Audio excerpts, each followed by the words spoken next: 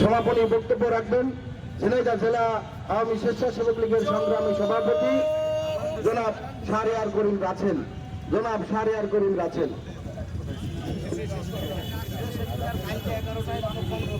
উপস্থিত জেলা আওয়ামী লীগের নেতৃবৃন্দের প্রতি অশেষ কৃতজ্ঞতা জ্ঞাপন করছি।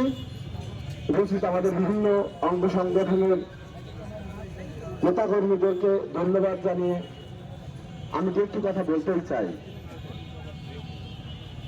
জেলা স্বেচ্ছাসেবক প্রেসিডেন্ট হিসাবে আমার দলের নেতা জনাব সাইদুল করিম মিন্টুকে যে মামলায় গ্রেপ্তার করে জেলে কারাগারে প্রেরণ করা হয়েছে, সেই মামলা কিন্তু একটা নিখোঁজ মামলাকে হত্যা মামলা বলে যেভাবে প্রচারণা চালানো হচ্ছে, আমরা ইতিপূর্বে বলেছি, আমরা তীব্র নিন্দা এবং প্রতিবাদ জানাই। সাথে সাথে বলতে চাই, এর ইতিপূর্বে আমাদের সংসদ সদস্য যিনি নিখোঁজ হয়েছেন তার সাথে কাদের সখ্যতা ছিল সেগুলো কিন্তু এখন পর্যন্ত খতিয়ে দেখা হয়নি। আমরা ইতিপূর্বে জেনেছি, ইতিপূর্বে এই অঞ্চলে গিরিধর বাবু নামে একজন স্বর্ণ ব্যবসায়ী ছিল। সেই স্বর্ণ ব্যবসায়ীকে সরিয়ে আনার সাহেব কিন্তু স্বর্ণ ব্যবসায়ের অন্যতম কর্ণধার হয়ে ওঠে। এবং আমাদের ইতিমধ্যে ঝিনাইদহের লোক মুখে প্রচলিত আছে যে দিলীপ আগারওয়াল নামে আরেকজন ব্যক্তি আছে যিনি ডায়মন্ড ওয়ার্ল্ডের মালিক। তিনি কিন্তু এই অঞ্চলের সোনার চালান কারবারিদের অন্যতম দল। সেই সব লোকের নাম কিন্তু আমরা পাচ্ছি না।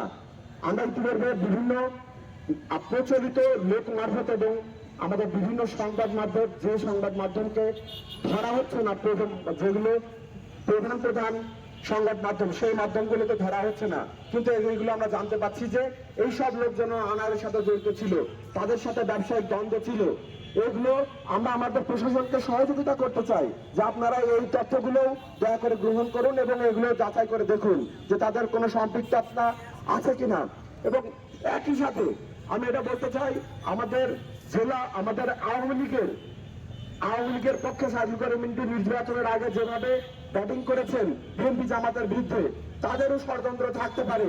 তারা একই সাথে এক ঢেলে দুই পাখি মারতে পারে যে এই আনারকে নিখোঁজ বা নিখোঁজের পরে হত্যা যাই হোক না কেন, এটার মাধ্যমে আমাদের সাইদুল করিম মিন্টুর ঘাড়ের উপরে দোষ দিয়ে তারা বেঁচে যাবে।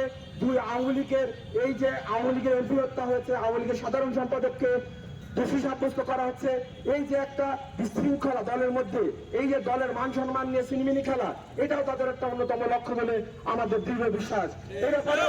এ ব্যাপারেও যারা তদন্ত করছেন তাদেরকে এই ব্যাপারটা মাথায় রাখতে হবে, এই কথা বলেই এবং আমি আমার বক্তব্য শেষ করছি। সাথে আগামীকাল 11টায় আমাদের এই পায়রা চত্বরে মানববন্ধন অনুষ্ঠিত হবে।